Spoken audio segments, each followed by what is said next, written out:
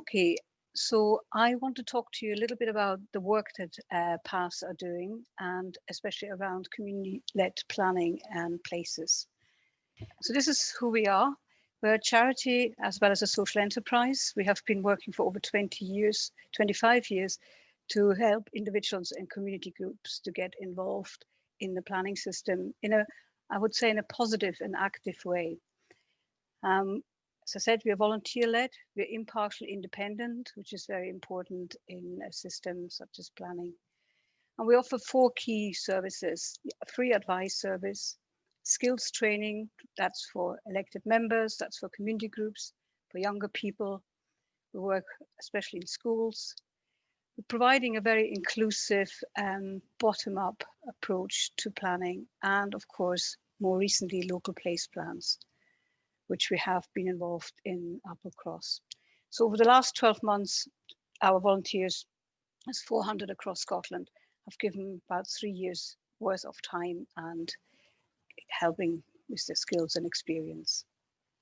In terms of our approach to place, it's very much based on the Gedesian, on Patrick Geddes' approach and his way of thinking.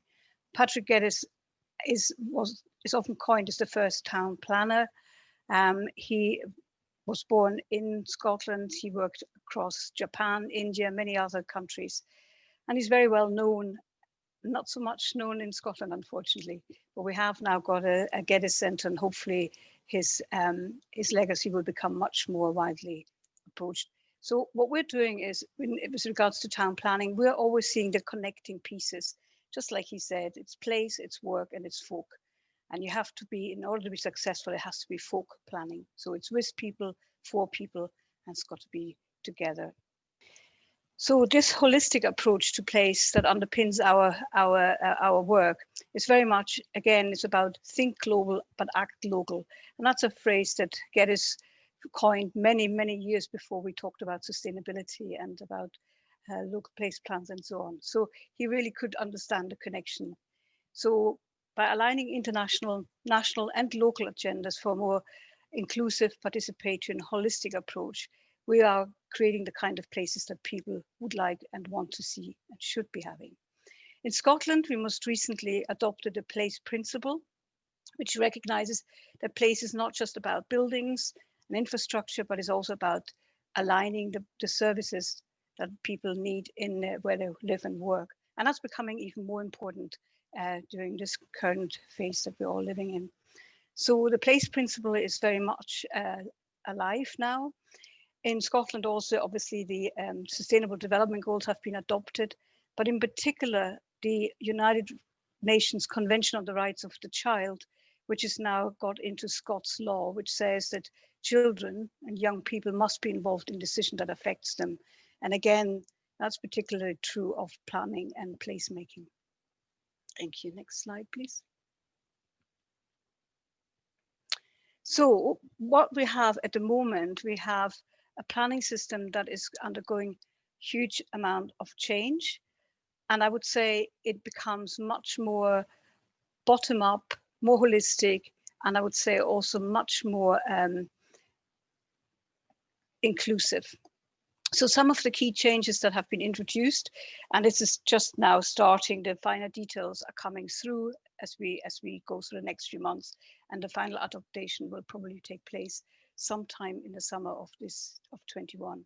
So the key changes that I can talk about are, we have now a new purpose for planning, which is to manage the use and development of land in the long-term public interest. The National Planning Framework, it will have a new format, which will look at climate change and the impact on health and well-being. Again, that holistic approach that we've been so long wanting to see is now happening. Local development plans, there will be a new process, and also their time scale is going to be lengthened. So instead of having every 5 years a local development plan, they're moving to a 10-year time frame, leaving some time to bring forward on a shorter time scale local place plans. And of course, new planning applications have to have health effects of major and national developments to be considered. Health and place and how you feel and the well-being agenda are becoming much more important now. And for me, very very gratifying is to see a local place plan, which is a new tier of community-led plans. They still have to feed into the hierarchy of plans, but it will now be locally led, community-led plans and owned by the community. So what we're seeing is a new engagement, new guidance on community engagement. Mediation has also become a new tool within the planning system. And that's to be welcomed. We also now see children and young people have a duty to be involved, which means, again, the place plan that is going to be created is working for everyone, no matter what age you are. And then, of course, we're now seeing also a register for self-build. I mentioned that later on with the co-housing again, master plan consent areas, and mandatory training for the first time, mandatory training for elected members on planning. So understanding that there is always different voices in the system, and making sure that elected members are really fully aware of how the importance of the planning system is in their work. And then we move on to the next slide, please. I'd like to spend the next 2 slides just a little bit more on the local place plans, because they are incredibly, I think I would say they are almost leading to a democratic renewal. Having the Act introduces the community-led plans now, and they are a new type of plan that we haven't seen before. It's a proposal as to the development or use of land within local communities. It can also identify land and buildings, importantly, that a community body might want to consider is of particular significance to the local area. Again, that's quite important to many communities, smaller and rural communities, where there's a lot of empty building stock, and understanding what could be used and how better. And also with the vacant land register, again, smaller parcels of land can be fed into the local place plan, and maybe have renewed use for either development or for food growing, or for just whatever the local community feels is required in their particular area. And then the local place plan, of course, it has to have regard to the local development plan, which is set by the local authority area. So it fits within that cascading plan framework. It has to have regard to the national planning framework, because the larger infrastructure proposals are quite important. So everything has to fit together. I would liken it like a jigsaw puzzle, where all the little pieces come together. It has to have regards to the wider view of the community, and they have to be consulted, and has to be demonstrated that you have consulted with the wider community and input. I would say it should be not just consultation, but probably participation right from the start. And of course, the elected members, the local councillors. So there are huge opportunities for communities, but there are also opportunities for the landowners, housing providers, and local authorities to work much more proactively with the communities. So this marks a significant shift. And the next slide, please. So the local place plan is a community body, because that's quite important as well. Who is the community body? So the Act defines a community body as either a community controlled body, as defined by the Community Empowerment Act in Scotland 2015. So development trusts are, for example, one of those bodies, but also community councils. So there's quite a number of definition. And again, if anybody is interested, have a look at what the Community Empowerment Act says and stipulates there. However, more importantly is that the plan must be co-produced with different groups, individuals, and all age groups involved in plan production, and it has to be demonstrated that that's been done. And the local planning authority will have to keep a register of all local place plans, because you imagine an area like Edinburgh or Glasgow will have lots and lots of different communities. Rural areas, again, there will be different communities in the Highlands and Islands region, for example. There will be a review, because this is very new, so it's important that we have a review and learn, has it worked, what hasn't worked? And then in 7 years' time, we hopefully will have massive material to see what works well and what hasn't worked so well. Next slide, please. So I've got some early examples that we were involved in. I think the first one was the Isle of Rum Community Land Use Plan, which is now looks like a local place plan nowadays. So the Rum community approached PAS a few years ago to say they would like to have development, have opportunity for growing the population. And of course, there were constraints, environmental constraints. SNH were heavily involved, and so was the Highlands and Islands Council. At that time, the statutory instrument, i.e. the local development plan, had been put to rest, but Highland and Island councillors voted to have this plan as a supplementary guidance. So that meant in the planning language, it has proper statutory status.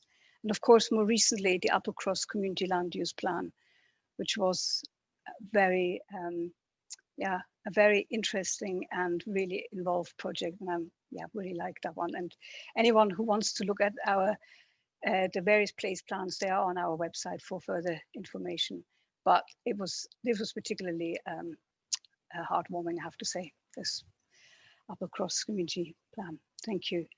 The next one is the next slide, please.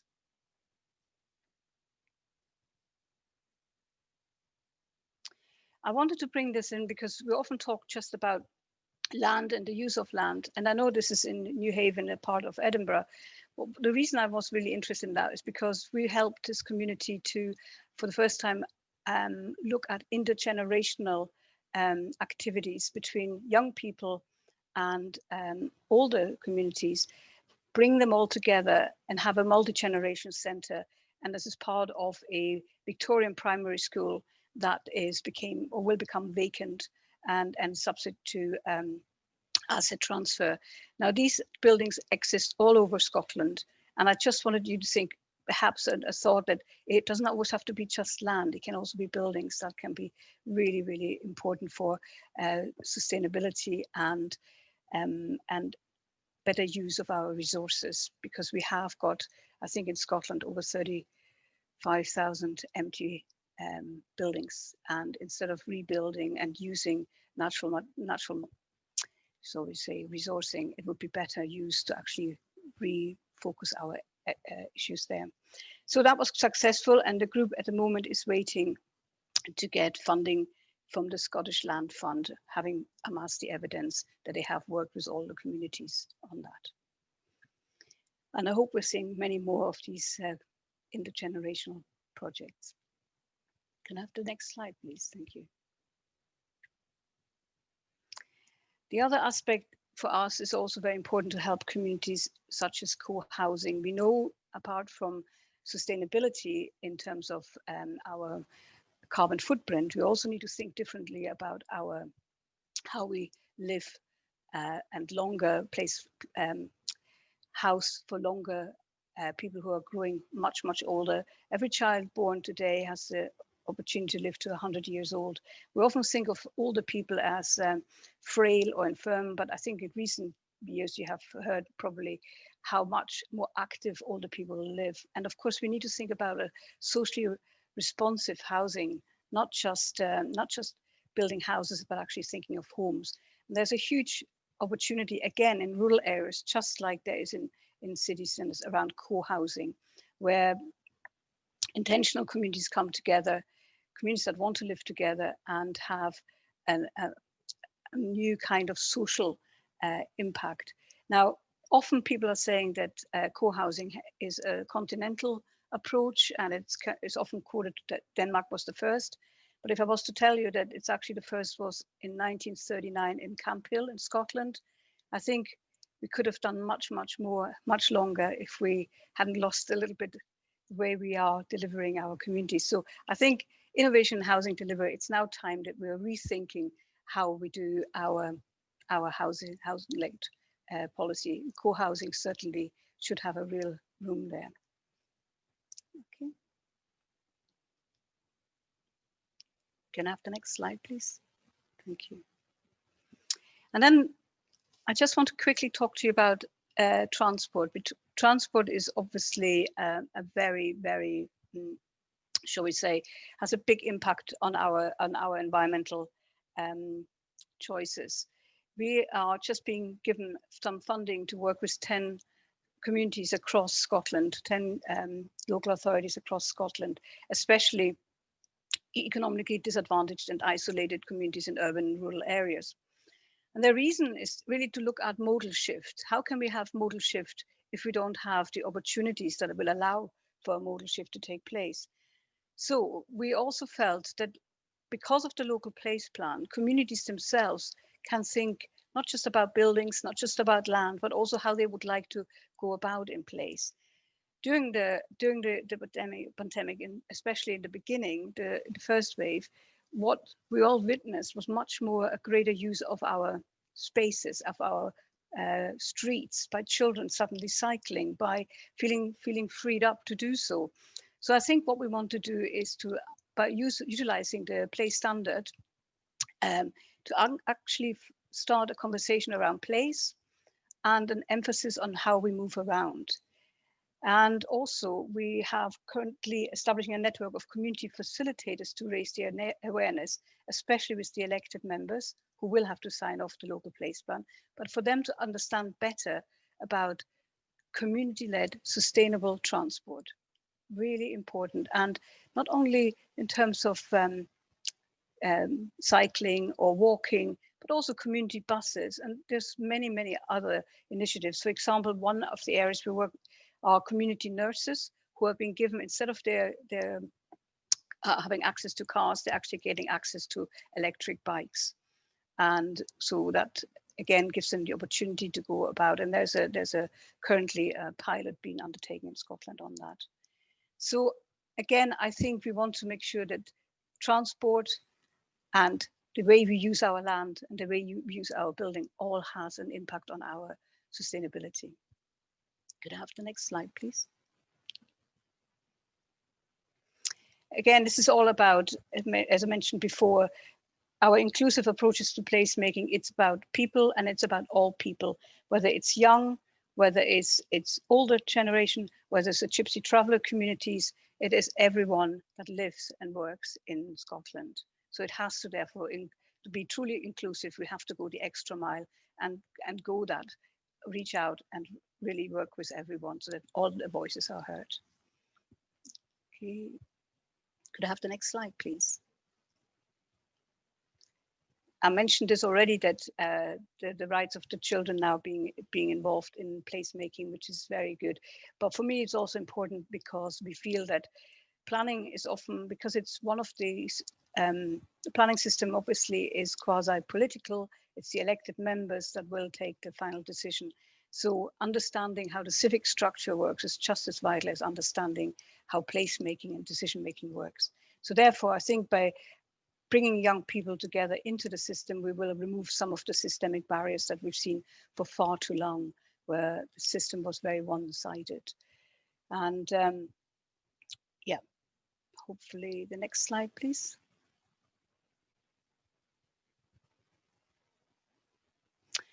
And this is what we're doing currently. We're working with young people across Scotland to look at the National Planning Framework for, as I mentioned, the big infrastructure work, but also to look at through a prism of climate change. And young people in particular are very, very aware and are very engaged. So the climate change agenda has to fit in. We can't just plan as we did before in terms of National Planning Framework, roads and more roads. We need to think differently, and that's where the young people across Scotland help us with that. So it's the climate change, people, work and place, as we said before. Thank you.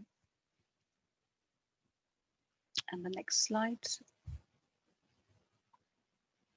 So just currently we are setting up global planning aid, and which is which was started last February, seems a long time ago, last February in Abu Dhabi. And this is an initiative between ISOCARP, who have volunteers, planning volunteers across the world, and PASS. So the model, it will be it's a Scottish charity and modeled on the PASS.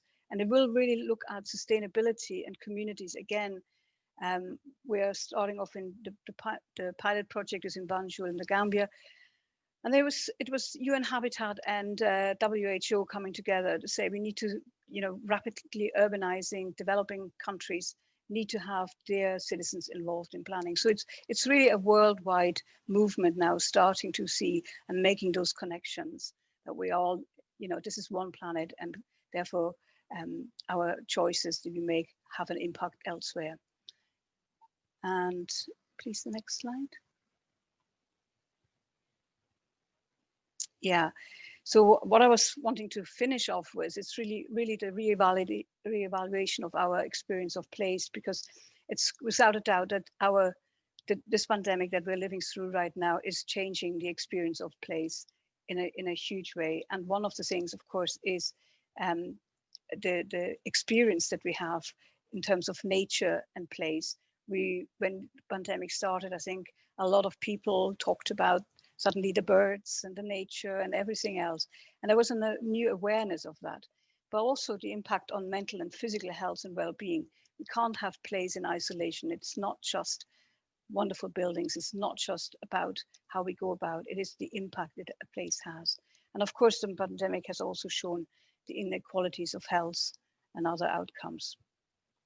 So we have to think differently. I think we have a new planning act just going through, and we may need to reevaluate some of the impact on that, and especially for the communities across Scotland. And I think I'll leave you with that. I think that's it. Any further information, or do get in touch. That's my email here. Thank you.